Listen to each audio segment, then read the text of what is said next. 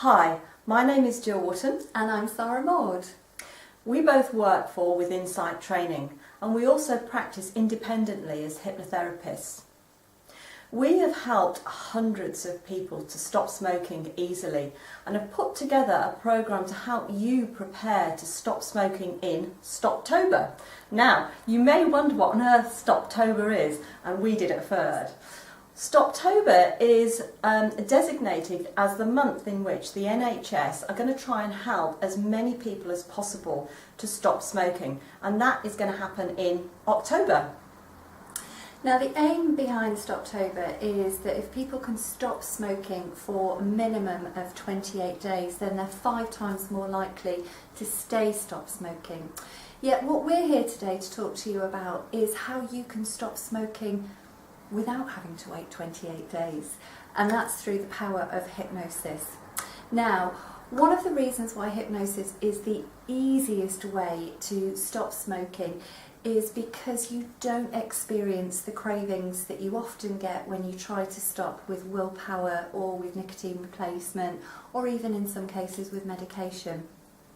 Now, as Jill said, we have helped hundreds of people who've all come through our doors who have stopped smoking successfully and easily and naturally. But many of them will have had, and certainly did have, a number of fears and concerns which I'm sure that you're all experiencing now, such as how will I be able to cope without a cigarette in my hand? And how on earth am I going to enjoy a coffee without a cigarette? How do I get going on a morning? And what about the stress I get around those meetings with my boss? How am I going to manage without that 15 minutes and a couple of cigarettes before I go in? And what about that cigarette after a meal? First thing in the morning.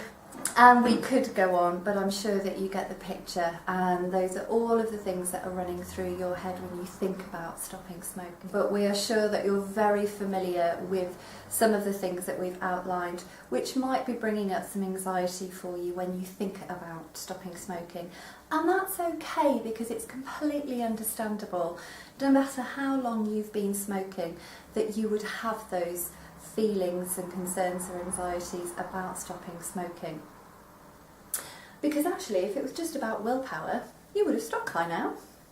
Absolutely.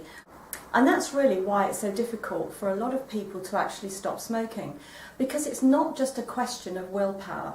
If it just was as simple as you could just tell yourself to stop and then you didn't anymore, for a start off, we'd be out of business. But also there wouldn't be a problem. Sometimes what happens is when an activity actually becomes a habit, something that you do really, really regularly over a period of time, your brain stops having to think about doing it.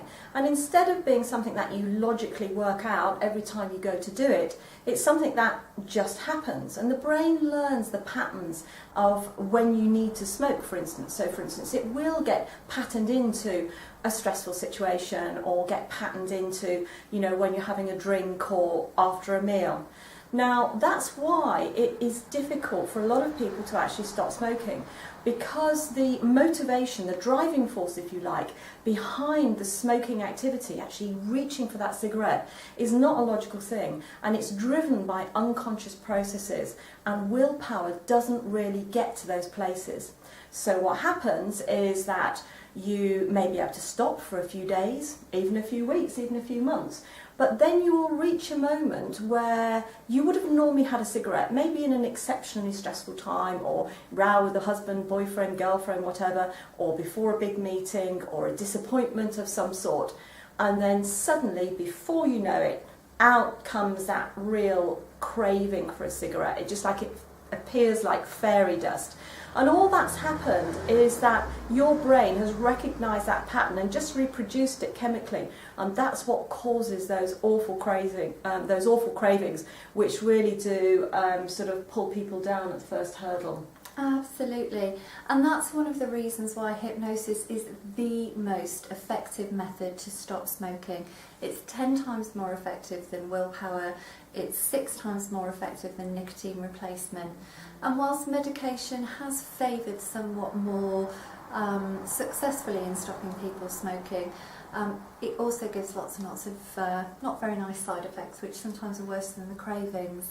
But what we do, as Jill has explained, with hypnosis, we go into that very unconscious part of you that's driving that behaviour, and we reprogram it.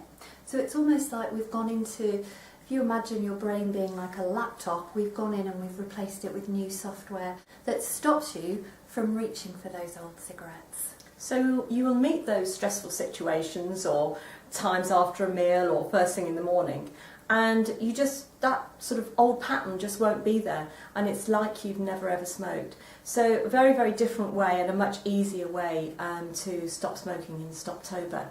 Now, we've put together a programme, haven't we?